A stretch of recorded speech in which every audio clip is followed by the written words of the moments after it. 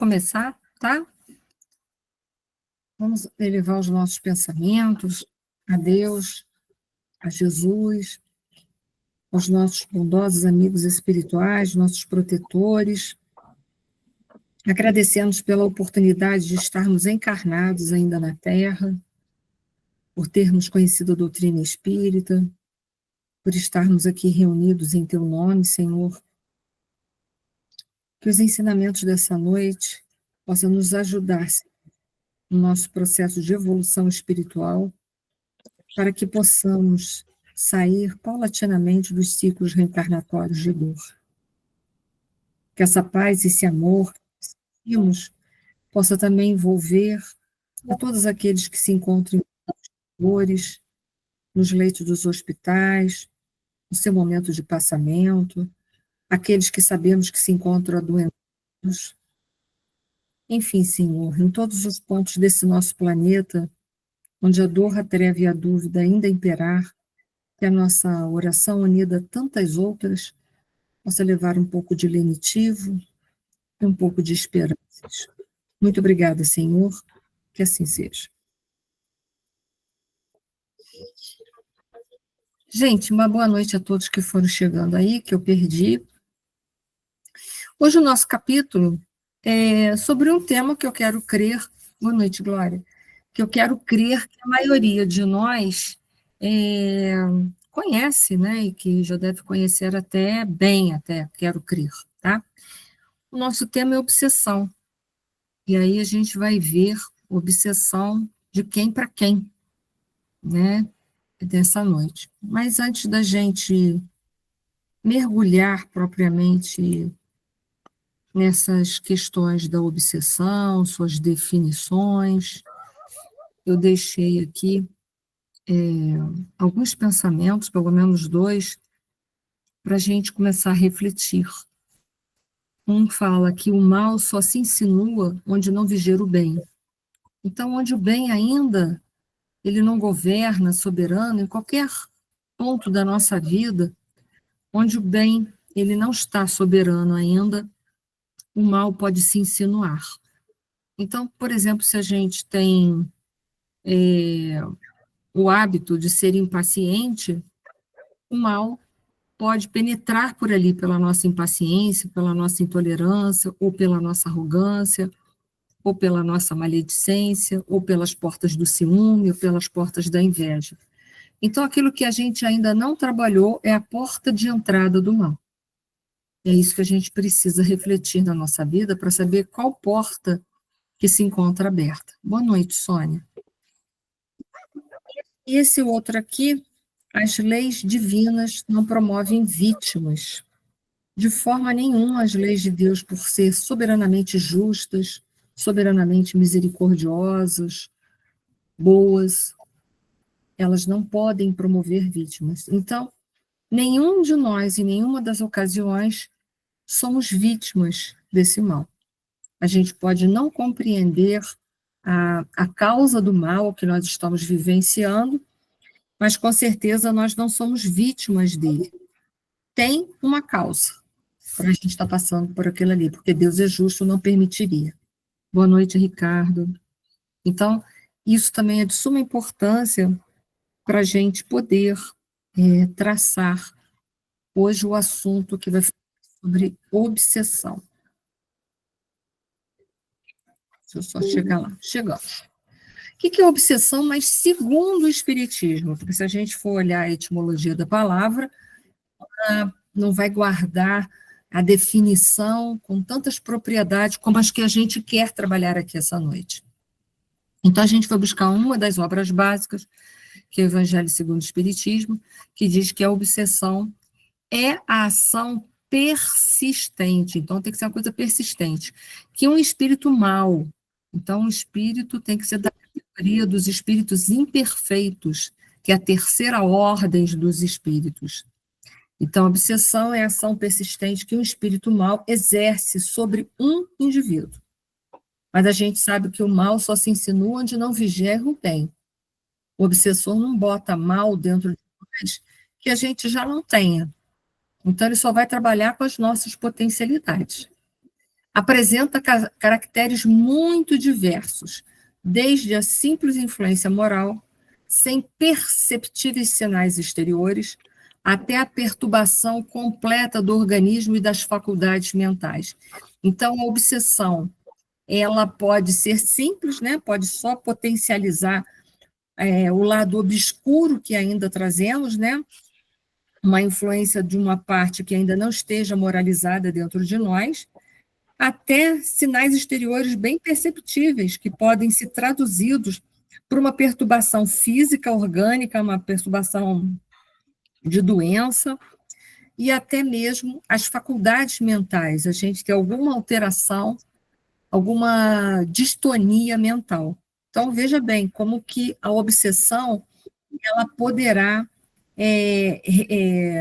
ganhar campo, né?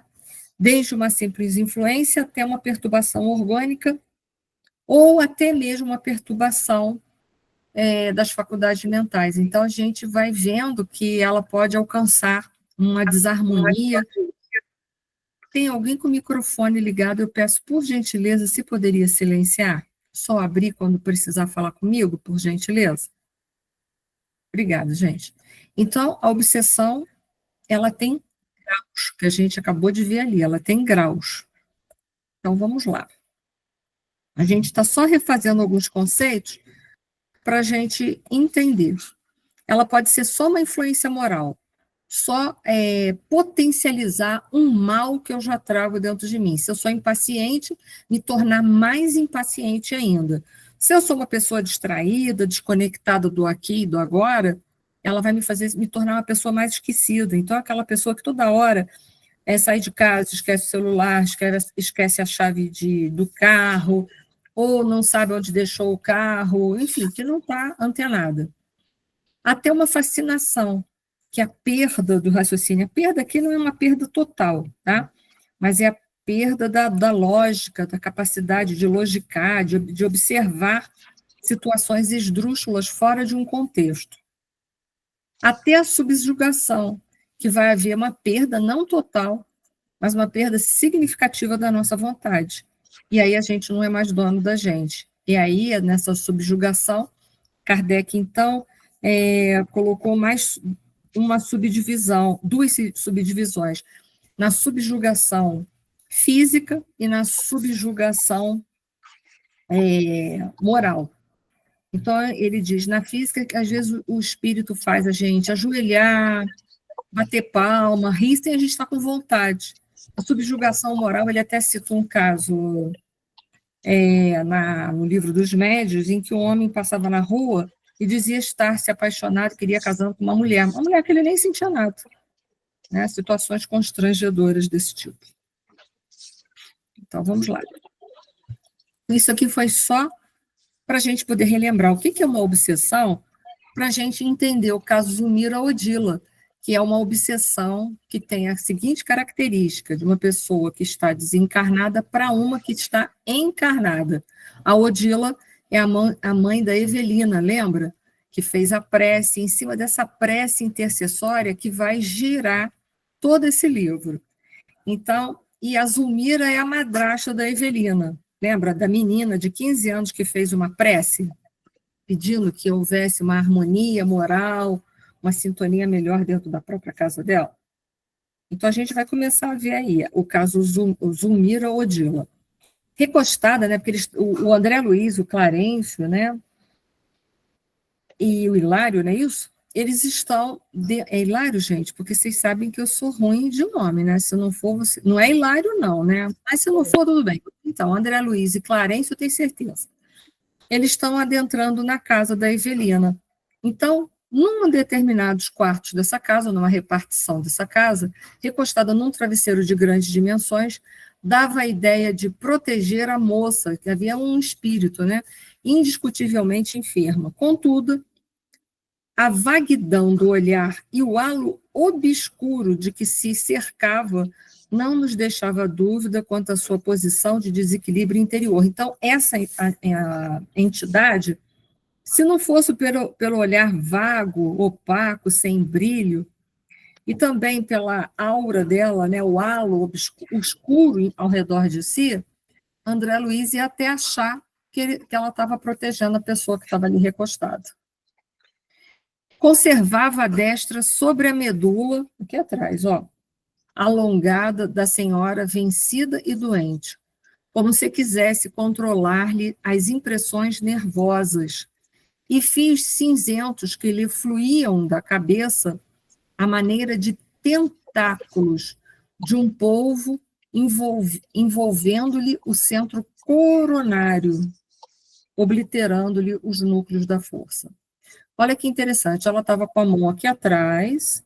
Lembra do cérebro trino que a gente estudou no outro livro? Que tinha o primeiro andar, que era a parte instintiva, que fica aqui atrás do tronco cerebral, depois o segundo andar, e finalmente o terceiro andar, que é o córtex pré-frontal, que é aqui na frente. Olha que interessante, essa entidade já estava comandando quase que ela por completo, a Zulmira. Então já é uma obsessão significativa, ela estava toda ligada por fio na Zulmira. A gente tem que entender que a obsessão é um processo mente a mente. E a Zulmira já estava completamente comandada pelos pensamentos da própria Odila, já estava totalmente conectada. Tá? Então, é uma obsessão grave, isso não era uma influência. Pode falar, Márcia. Quer dizer, ela, pelo centro coronário, ela estava controlando todo o fluxo nervoso, né? Tudo, controlava todo o centro metabólico dela e nervoso dela, porque esse chakra de entrada, né, a gente sabe que ele vai fazer uma conexão com a pineal, né, com a glândula da vida espiritual. E esse chakra, então, vai levar informações e comandos para todos os outros. Então, imagina que essa obsessão é muito adiantada, que a gente vai ver mais para frente. É uma obsessão bem adiantada. Inclusive, a senhora estava vencida e doente, então já era uma subjugação. Uma obsessão bem severa, tá bom? Então, vamos lá, deixa eu passar os slides. Empenhada em combater aquela que considera inimiga, imanta-se a ela através do veículo perispirítico na região cerebral, dominando a complicada rede de estímulos nervosos e influenciando os centros metabólicos com que ele altera profundamente a paisagem orgânica. Então, a gente vê, não é uma obsessão simples, como a gente viu ali. Não é uma fascinação que está ofuscando a capacidade dela de raciocinar, de separar o que é lógico do ilógico. Já é uma obsessão que está pegando a parte orgânica. Então, essa é uma obsessão grave, bem grave. E a gente vai descobrir por que ela ficou tão grave assim, né? Mas por que, né? É a pergunta do amigo lá do André Luiz. Mas por que não há reação por parte da perseguida? Inquiri perplexo, André Luiz, né? Porque Zulmira, nossa amiga encarnada, caiu no mesmo padrão vibratório, aclarou o instrutor. Ela também se devotou ao marido com egoísmo aviltante. Então, não era um amor incondicional, era um amor ciumento. Amaro sempre foi pai afetuosíssimo.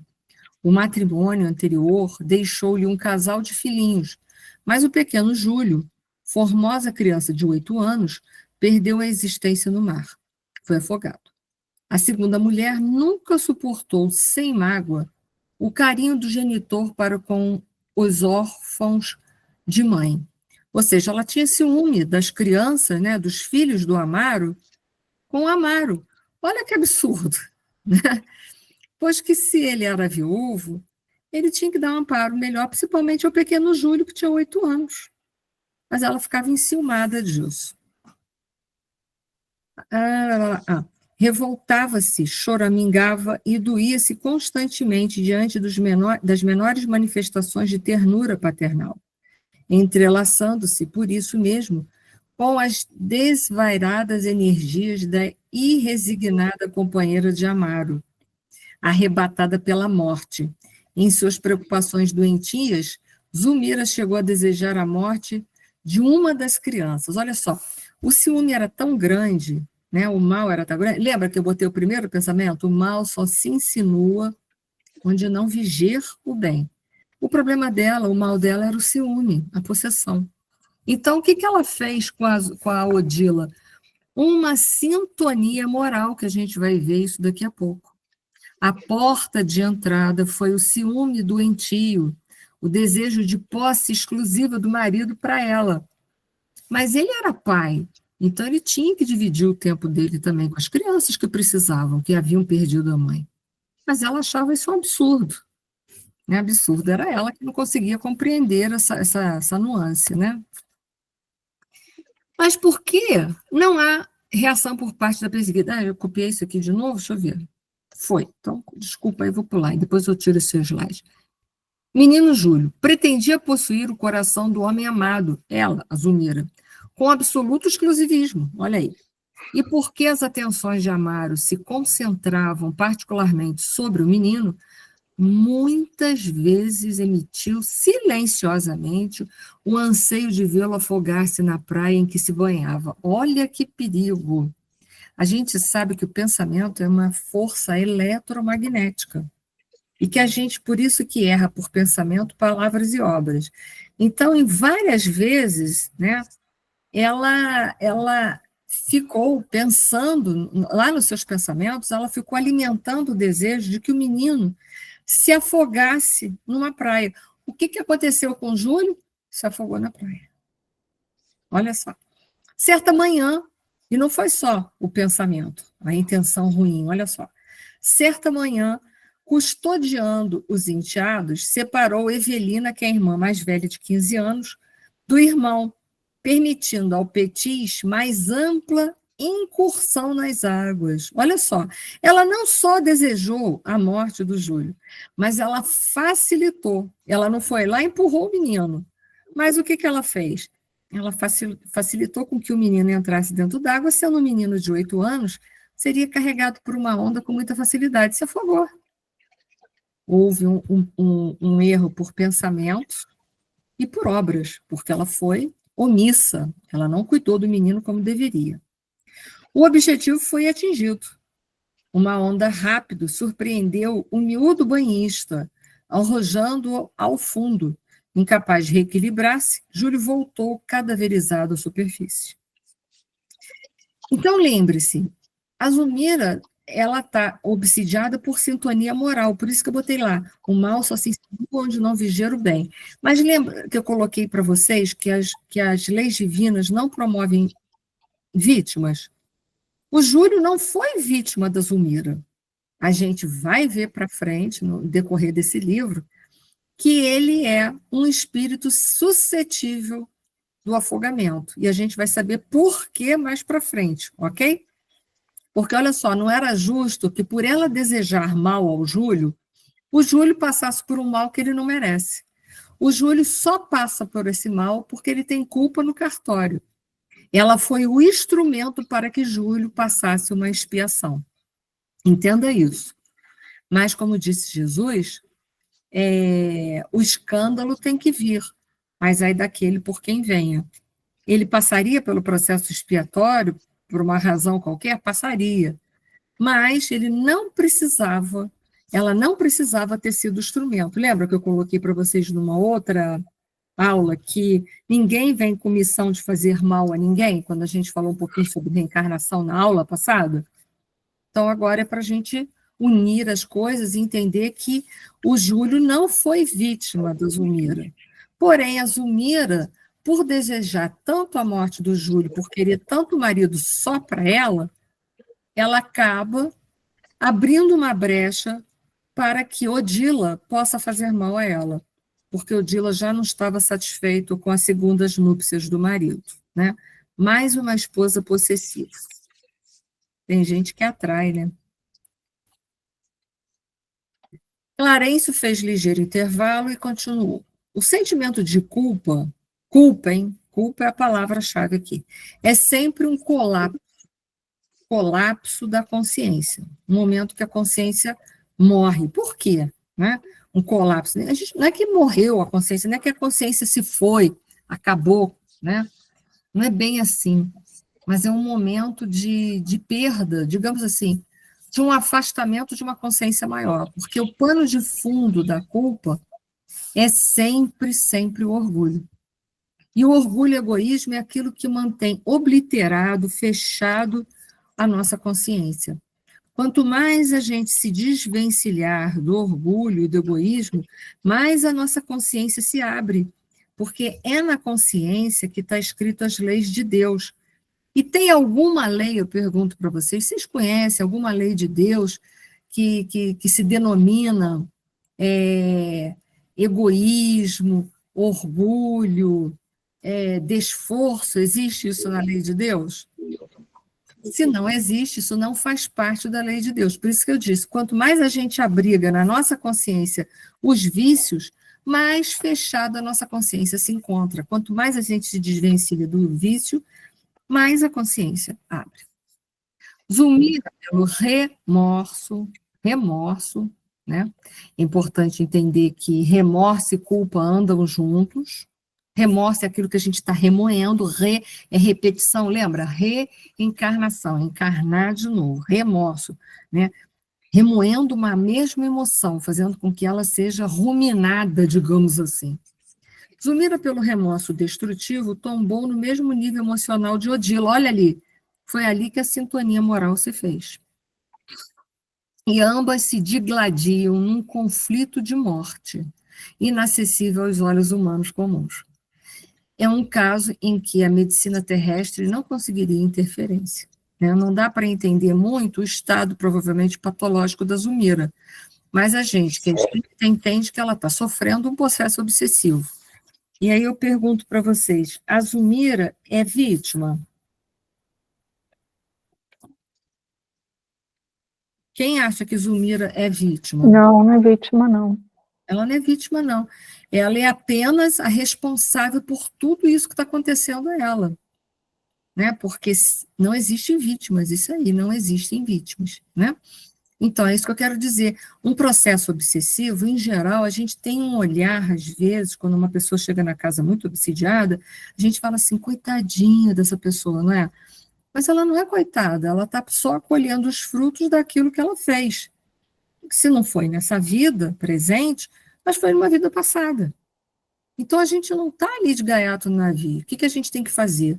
A pessoa que está na obsessão, às vezes ela, obsidiada, às vezes ela se sente muito vítima, mas ela não é vítima. Se ela é vítima de alguma coisa, foi das próprias escolhas erradas que ela fez na vida dela, ou em vidas passadas, ou em vida presente. Se a gente continuar colocando essa pessoa, alimentando o estado dela de vitimização, a gente ajuda ela? Não. O que é preciso se fazer para que a pessoa possa sair do processo de obsessão, desse processo de vitimização? O que vocês acham? Que silêncio. Esforço. Autoconhecimento, né? Autoconhecimento, esforço, mostrar para ela que é importante ela sair daquela condição para ela não se vitimizar, para ela, né, consciência de autorresponsabilização, isso mesmo, aqui, porque a pessoa perdoar, né? Se perdoar, né? Porque depois a gente cometeu erro, a gente cometeu, mas a gente ainda comete erro. Mas o que é importante? Levantar, sacudir a poeira e dar a volta por cima, né? Mais alguém quer fazer alguma colocação de que a gente pode usar como Eu instrumento? quero fazer sim, você falou do orgulho, né? Aí Sim. tem realmente orgulho. Por que você acha que você não pode errar? Você não é humana? Isso aí, Né? a gente é um Nós espírito todos imperfeito, a gente vai errar, né? Pois é, aí tem orgulho que não deixa, né? Aí você fica entrando vítima, se sente vítima. Exatamente, Sônia. Uhum. Exatamente isso. Raquel, isso aí mesmo, a técnica parda, que eu nem trouxe aí, mas podia ter aproveitado para colocar um pouquinho sobre a técnica parda, né? Que é um processo que é feito dentro da psicologia transpessoal, que é um processo para a gente se libertar da culpa. A Valéria falou do BIP, né? O BIP que é o perdão das ofensas, né? Conforme entendia Jesus, né? a caridade segundo entendia Jesus, né? Que o BIP significa... O que significa o BIP? Benevolência para com todos, indulgência para com as faltas alheias e perdão das ofensas. É um processo que a gente tem que ter com os outros e um processo que a gente tem que ter com a gente, mas sendo que com a gente tem que ser mais severo, né? Muito bem, está todo mundo afiado. Acho que eu nem ia precisar também falar da técnica parda, todo mundo já está otimamente bem, né? Mas eu vou usar alguma coisa da psicologia transpessoal. Existe para a psicologia transpessoal, isso é muito abordado nos livros do Alírio Cerqueira Filho, que a técnica parda também é os obstáculos ao amor. Toda vez que diante de um erro da nossa vida, de uma situação ruim, negativa da nossa vida, diz a psicologia transpessoal que a gente tende a cair em uma dessas duas situações que estão aí nesse slide. Ou no culpismo, né, que é uma coisa exacerbada, se sentir culpado, não podia ter errado, como a Sônia falou, mas a gente erra. Por quê? Porque somos criaturas, como a Sônia colocou, imperfeitas e que hora a gente vai acertar, hora a gente vai errar. Ou no desculpismo. Para mim, o pior de todos é o tal do desculpismo, porque no desculpismo a gente cai como vítima. Por quê? Porque a gente transfere toda a responsabilidade daquele ato negativo que está inserido ali na nossa vida, a gente atribui isso ao outro. Tipo assim, eu sou só assim por causa da educação que eu recebi do meu pai e da minha mãe. Gente, tenhamos indulgência e misericórdia, porque se somos ou se seremos pais amanhã, nós também não ofereceremos para os nossos rebentos uma educação 100% sem erros. Nós apresentaremos erros no nosso processo educacional para com os filhos. Então, esse negócio da gente transferir para os outros para justificar o lugar onde a gente está de infelicidade é de uma imaturidade sem fim. Eu sou só assim porque eu tenho um marido muito difícil. O seu marido ele não é responsável pela sua felicidade. A felicidade é um estado interno, não é algo que alguém possa te dar. Porque se fosse algo que a gente pudesse dar, a pessoa, quando chegasse dentro da casa espírita infeliz, a gente ia falar assim, toma um pouco da minha felicidade, você vai embora toda feliz para casa, acabou o seu problema. Imagina, pirlim-pim-pim, né? Tudo que a gente queria nessa vida era esse pozinho de pirlim-pim-pim. Então, a felicidade, ela não é de responsabilidade de ninguém dar para a gente. Não é. Pode falar, Rosana. O desculpismo também, na minha visão, ele atrasa o processo de evolução, né? Porque você sempre entrega ao outro a sua chave, no sentido de que ele é que vai resolver minha vida, uma vez que eu coloco para ele a minha questão. Então, assim, é o quanto a gente se distancia da nossa própria verdade e dando ao outro a chave do nosso desenvolvimento. Não é isso, né, que vamos dizer assim, que a lei maior estabelece, né? Porque uma vez que a gente assume responsabilidade, a gente até pode errar, né? Sim. Mas a gente vai se mover para ir para o novo passo, né? E o desculpismo, ele fica parado no tempo e no espaço. Exatamente o que você falou. Porque se eu transfiro para o outro, missão impossível, né? Se o outro fizer, ele não vai fazer, porque isso não é problema dele, né? Eu estou transferindo e estou também postergando a minha própria libertação, como você colocou. Porque eu fico naquele caso, tá vendo? Eu sou infeliz, eu continuo infeliz por causa do pai, da mãe, do marido, da esposa, do filho, do vizinho, do patrão, sei lá, a gente vai fazendo, a gente tem listas, né? E aí a gente transfere isso para o outro, a culpa, mas também transfere a oportunidade de se libertar e posterga a felicidade que está destinada a todos nós. É exatamente isso, Rosana, exatamente. Deixa eu só agora passar para cá, vamos lá. Então, essa psicologia diz que a gente nunca, que tem um processo, né, que faz com que a gente mergulhe dentro do culpismo.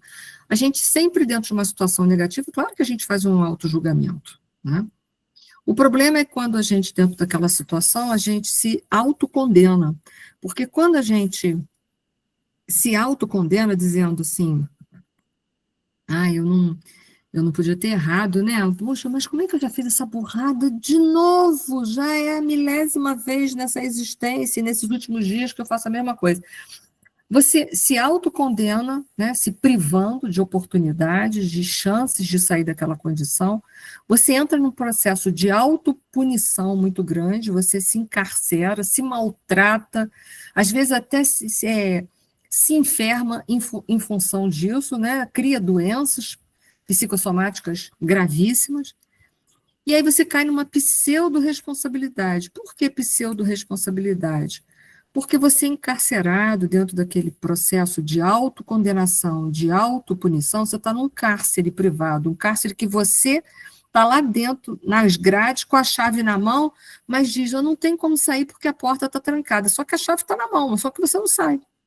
Você se coloca ali. Se você não sai dessa condição, como você vai conseguir corrigir um erro? Você não consegue, você só consegue se punir, mas você não consegue corrigir um erro, porque para você corrigir um erro, você tem que sair daquela zona de conforto, que é a sua prisão, ou sair dentro daquele claustro que você se enfiou, daquela prisão, para você poder movimentar energias e coisas, e situações e comportamentos para fazer a correção. Então, é uma atitude horrorosa. Atitude essa que caiu a Zulmira. Por quê? Porque ela desejava a morte do Júlio. E aí o Júlio morre. E ela fica pensando, caramba, eu não deveria ter feito isso. Porque depois que ela viu que ela promoveu a morte de uma criança inocente, e que agora, se ela achava que o marido estava distante dela, agora ele estava distante e meio. Então, ela abriu a brecha para quem? Para a Odila entrar e fazer dela o que quer. Né? Mas será, eu faço a pergunta para vocês vão me responder daqui a pouco, se a Zulmira sair desse culpismo, ela consegue sair do processo obsessivo? Vamos seguindo para a gente ver? Perguntas, hein, que tem que responder daqui a pouco. Quando a gente cai no desculpismo, é quando a gente joga para o outro 100% dos problemas que a gente está vivenciando. Por exemplo, a Zulmira até que ela oscila um pouquinho entre uma coisa e outra. Por quê? Porque ela achava que a infelicidade dela se devia ao quê? À dedicação que ele achava que era exacerbada do Amaro para com os filhos, né? Então, ela achava que ela era infeliz, por quê? Porque o Amaro se dedicava só aos filhos. Ela, no fundo, ela oscila. No fundo, quando a gente usa um, a gente usa o outro. Só que tem um que a gente gosta mais de usar do que o outro, tá? Em geral, tem pessoas que se culpam mais e pessoas que se vitimizam mais. Aí depende do tipo de personalidade. Mas, em geral, a gente usa os dois um pouco, sendo que um é preferido. Ela também cai, a pessoa também, diante de um erro, cai no autojulgamento. Só que ela fala assim, fala sério, né? Eu só estou nessa situação mesmo, ruim, porque na verdade ele provocou isso. Meu marido me irrita, meu marido me tira do sério, meu marido é uma pessoa cheia de defeitos, é uma pessoa cheia disso, cheia daquilo. Eu só estou nessa situação por causa dele, eu só estou nessa situação porque meus pais não me educaram conforme devia. Ele cai num processo de irresponsabilidade. Ou seja, como se tudo, né, ele fosse vítima do universo. Você está ali numa condição, nós então que somos reencarnacionistas, a gente sabe então, por exemplo, que a gente escolheu o pai e a mãe, pediu, entrou na fila do cartório, mandou registrar e reconhecer firme tudo, para não ter erro. Então, como depois a gente se acha tanto no direito de fazer críticas daquilo que você escolheu e pediu 1000 vezes? Você já sabia quem eram seus pais. Então, você também sabia que se eles traziam erros que poderiam ser bons para você, mas que você também tinha condições plenas de se sair bem diante disso da vida. Não sei se eu me fiz entender. Estou dando um exemplo, né? Então, a pessoa que se vitimiza, ela cai numa autojustificativa, tudo ela diz que é o outro que botou ela naquela situação, ela se torna uma pessoa irresponsável diante daquilo ali, ela foge, promove uma fuga da realidade. E aí, como a Rosana colocou, ela está postergando a felicidade dela, porque ela transfere, né, tudo isso para o outro resolver ou não. Isso é uma coisa muito complicada. E aí eu faço a pergunta, será que se Zulmira sair desses processos, principalmente o de culpa, que foi aonde ela mergulhou de cabeça, ela alcançaria o processo de desobsessão dela? Vamos ver agora, já somos nos finalmente para ter a resposta correta disso daí. O que é o correto? Nem cair na culpa, nem cair na desculpa. É ter autoconsciência. Errei. Fiz mesmo uma coisa que é horrível. Me arrependo. Me arrependo que eu não devia ter feito. E aí eu vou fazer uma autoanálise. Por que eu fiz isso? Porque eu tenho um temperamento muito ciumento. Eu gosto de ter as pessoas exclusivamente para mim. Estou pensando assim como pensa a Zulmira, né? Porque era uma pessoa que queria o companheiro só para ela. Então eu preciso começar a me desvencilhar desse sentimento de possessão, de ciúmes. As pessoas não são propriedades nossas, assim como a gente não é propriedade de ninguém. Ele é um companheiro que está na minha vida, que bom, que enquanto ele está comigo, ele pode me proporcionar um monte de coisas boas. Mas se um dia ele for embora, bom, se um dia ele for embora, ele foi. Mas que a sua felicidade não vá junto com ele, não bote a sua felicidade na mão do outro para ele resolver 24 horas. Porque esse é o seu problema. Então, além de você ser uma pessoa possessiva, você está botando a felicidade em algo, em alguém, ou seja, externamente. Se aquele algo deixa de existir, você perde. Se aquele alguém vai embora, você perde. A felicidade é um estado interno, é você que tem que construir. E aí você chega a um aprendizado. E aí você se responsabiliza, porque você vê o que você tem que começar a reparar em você para que isso não se torne um ciclo perpétuo na sua vida. E aí, finalmente, você tem forças para fazer a reparação. Ah, mas o Mira matou o Júlio, indiretamente, foi homicida. Sim, mas a Zulmira é jovem. Ela não poderá, por exemplo, ter um filho ainda? Quem sabe pode vir o Júlio, né?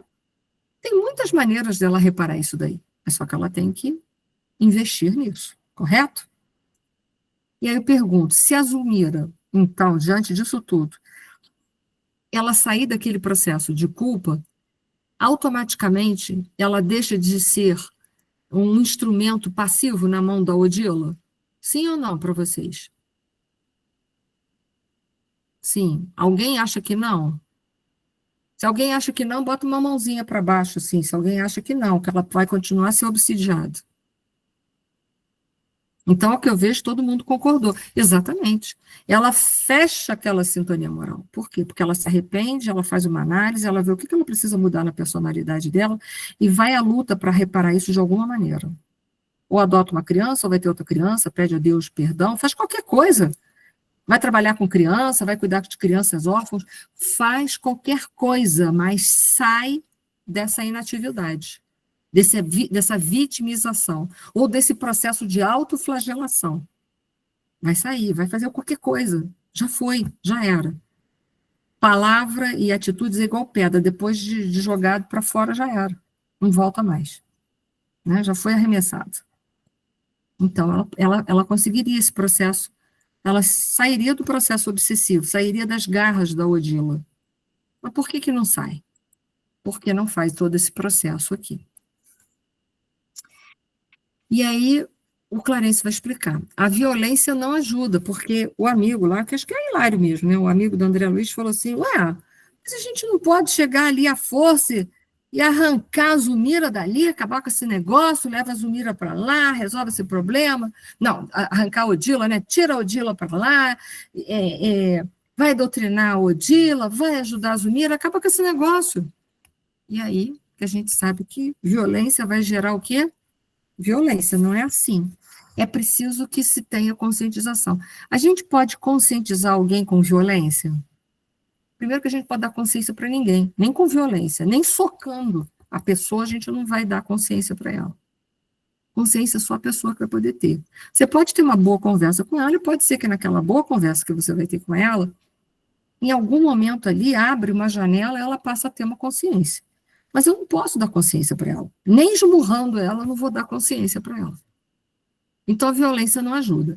As duas se encontram ligadas uma à outra, e muito. Olha só, a parasitose é grande, olha como a obsessão é grande. Separá-las à força seria a dilaceração de consequências imprevisíveis. A exasperação da mulher desencarnada pesaria demasiado sobre os centros cerebrais de Zulmira, E a lipotínia é o desmaio, né? Poderia acarretar a paralisia, até um problema, uma lesão cerebral, ou mesmo a morte do corpo. Então, não é assim que se faz, né? Elas estão ligadas por um processo de culpa, elas têm muita sintonia moral uma com a outra, todas as duas são ferozes no ciúme e no sentimento de possessão. Não sei se vocês conseguem perceber isso, mas Zulmira e Odila são muito possessivas, querem as pessoas só para elas. Porque a Odila desencarnou, mas quer o marido só para ela, os filhos só para elas. E o que a Zulmira quer? O marido só para ela. Elas têm muito em comum, muito. Esse é um caso assim, bem claro para a gente ver o quanto que a sintonia moral entre elas é clara. Então, é preciso que haja todo um trabalho para ver se as duas se conscientizam, possam se desligar de uma forma harmônica, de ambos os lados, para que o pior não aconteça, não venha acarretar danos no corpo físico ou até a própria morte, porque já existe uma parasitose ali, uma ligação fluídica muito ferrenha. Foi? Tem que voltar. Pode falar, Ana Paula. Wendy, esse tipo de obsessão pode acontecer de encarnado para encarnado? Eu não estou te entendendo muito, não. O teu microfone parece estar abafado, eu não consigo ouvir a tua voz direita, sabe? Parece que tem alguma coisa abafando. Melhorou. É porque hoje eu estou de celular. Esse melhorou. Melhorou, pode falar. Esse tipo de obsessão pode acontecer, no caso delas, de obsessão, ciúme, essas coisas todas, de encarnado para encarnado? Pode sim, de encarnado para encarnado. Tem muito marido e mulher, às vezes, que é uma relação obsessiva. Quanto que a gente vê chegar na casa espírita, não tem? Os espíritos que estão ali estão só assim, passando, achando engraçado. Porque ali é uma obsessão de encarnado para encarnado. Tem tido muito isso. Muito, de encarnado para encarnado. Porque são as relações tóxicas que a gente fala. Isso, que eu ia falar das relações tóxicas, até familiar mesmo, né? Até entre irmãos, está muito, muito conturbado essas relações. Então, tá bom. As relações andam sempre muito conturbadas, e existem algumas pessoas, até situações familiares, de pessoas que estão juntos ali, que são pessoas que se detestam entre si, e que se tornam obsessores em vida, de obsessão de encarnado para encarnado mesmo, de verdade, existe isso. Tanto que a Sueli Caldas Schubert, naquele livro dela, Obsessão e Desobsessão, que para mim ainda é o melhor que existe, ela vai falar dos diversos tipos. Então, tem o que a gente mais ouve falar, né, de desencarnado para encarnado, que é o caso aqui da Zulmira e da Odila. De encarnado para aquele que está desencarnado. E a mãe que, por exemplo, não aceita que o filho desencarnou, mantém o quarto ali tudo igual, não muda nada, todo dia chama o filho, não deixa o filho partir. Né? Um exemplo. Né? Tem obsessão entre os encarnados, tem obsessão entre os desencarnados, livro Libertação, que a gente fez, é uma prova. Né? Ainda tem a auto-obsessão, que a própria pessoa que, por um processo de culpa, não se perdoa, ela mesma vai promovendo uma série de doenças dentro do corpo dela, que é chamado de psicossomáticas, né? E que, na verdade, a pessoa vai, faz exame, mas às vezes não tem nada que justifique tanto desgraça como está ali se apresentando. Mas por quê? Ela não se auto-perdoa, ela fica chicoteando, se maltratando a vida inteira. E às vezes não é coitado do espírito, né? Falar são os espíritos obsidiando, coitada, mas é ela mesma. Não tem espírito não, gente, às vezes tem não. Tá? Mas pode sim. Tá ótimo, obrigada. Deixa eu só ver que tem uma coisa aqui no chat, eu não consegui pegar a frase toda. A Raquel colocou assim, acredita que esse aparente aumento de casos de difíceis obsessões tem relação com o momento de transição planetária? Sim. O momento que a gente está vivendo, né, que é de transição planetária, nós teremos muitos casos para serem resolvidos, doenças expiatórias graves. Por quê? Porque o mundo vai deixar de ser um mundo de expiações, só vai comportar provações. Então, tem muitos casos que estão vindo agora para serem resolvidos. É a última chance. A gente fala assim, última chance, mas, né, a gente não sabe quando é que vai se dar a regeneração. Mas é a chance que está se apresentando para a gente quitar os débitos e poder ficar. Mas é assim. muitas dessas coisas estão vindo com mais força em função da transição planetária, sim. Sim. Então, vamos lá. Que bom, né, que a gente pode ser experimentado. Ah, é o Hilário sim, viu, gente? Vocês não quiseram me falar, não, mas eu não estava errando o nome das pessoas, não. Eu esqueço o nome dos personagens, troco, mas ninguém me socorreu nessa aula hoje, mas era Hilário mesmo, eu estava certa, viu? Eu falei, Aqui. você me ouviu. Eu falei assim, Hilário, vá sim. Poxa, você tentou me socorrer e eu não ouvi. Puxa, então, mas agora você falou, era o meu fone que não estava ouvindo, que eu estava vendo piscar ali, mas eu fiz engraçado, ela não me ouviu, eu estou assim, Hilário. Foi. Eu não consegui. Pois é, mas vocês sabem que eu troco nome, esqueço o nome, é terrível, né?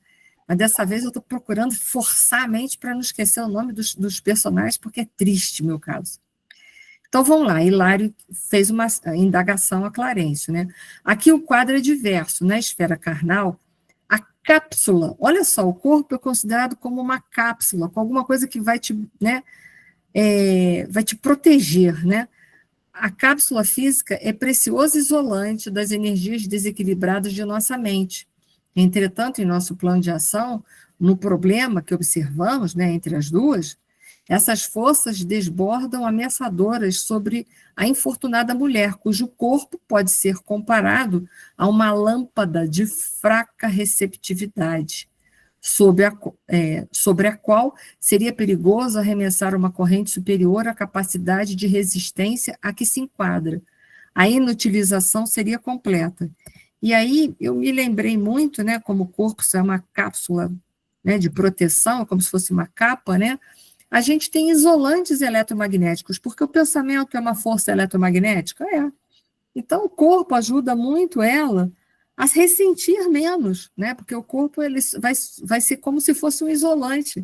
Assim como em física, existem esses vários tipos de isolantes do eletromagnetismo, como a madeira, o vidro, o plástico, são coisas que isolam. Eu botei assim os mais conhecidos, né? Mas aí tem a lista completa, que vai isolar, que vai nos proteger de uma carga grande eletromagnética, de uma carga de energia eletromagnética muito grande. Então, olha só como o corpo vai proteger a Zumira. Então, por isso que a gente, naquela ânsia de tirar da obsessão, vamos separar a força, a Odila, vamos pegá-la aqui no plano hospital, vamos agarrar ela, carregar para acabar com esse negócio.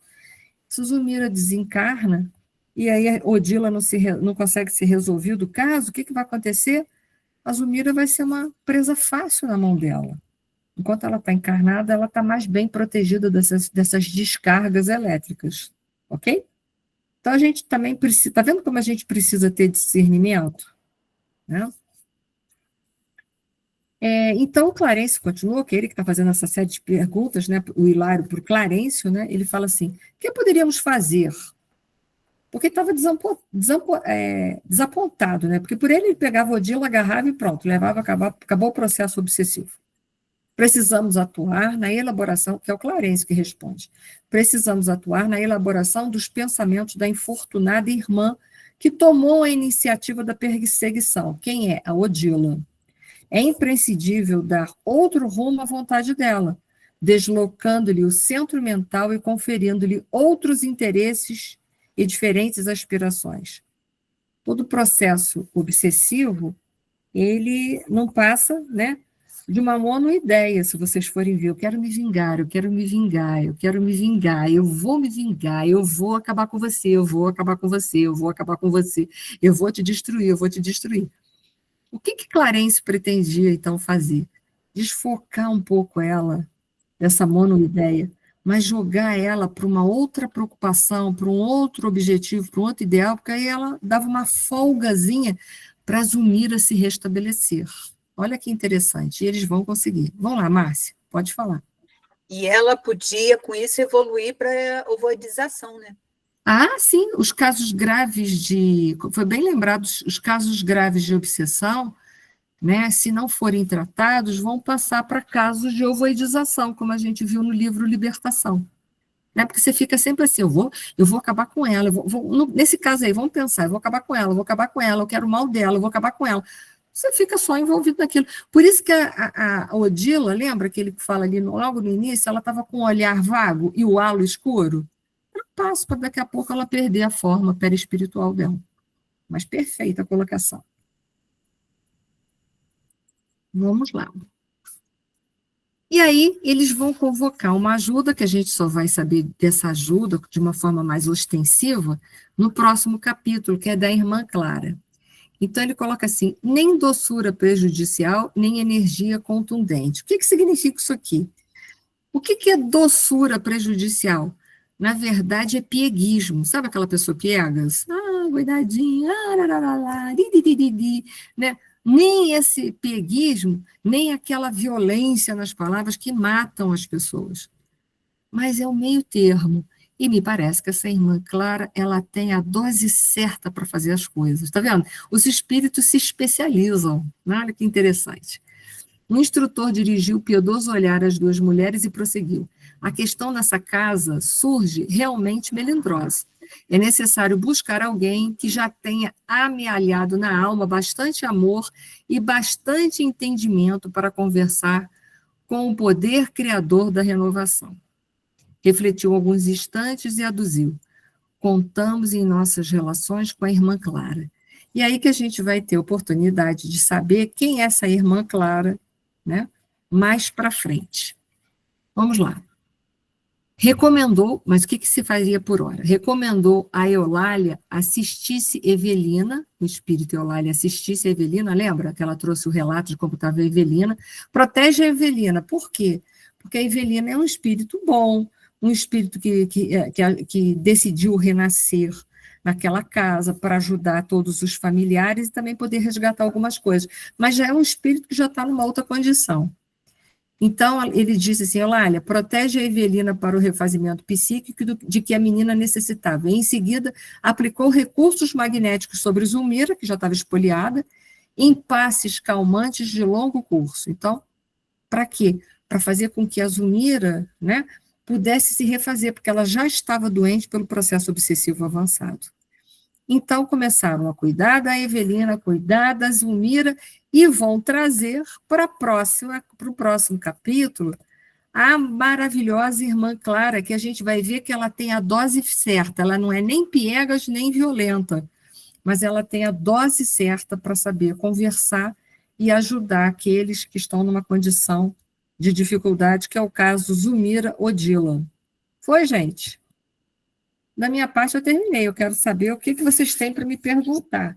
Alguma pergunta a mais? Que senão acabamos. Se há o silêncio completo, eu estou vendo, então eu vou findar. Obrigada, gente. Então, gente, ficaremos por aqui, tá? Eu desejo a todos uma semana com Jesus, que a paz de Jesus, o nosso divino mestre, possa envolver a todos nós, nos dando lucidez para a gente fazer aquilo que a gente precisa fazer, que é nosso, que é intransferível, e que a gente possa executar da melhor maneira que a gente der conta, tá? Uma boa semana para todos, um forte abraço, até a próxima segunda. Boa semana, boa noite.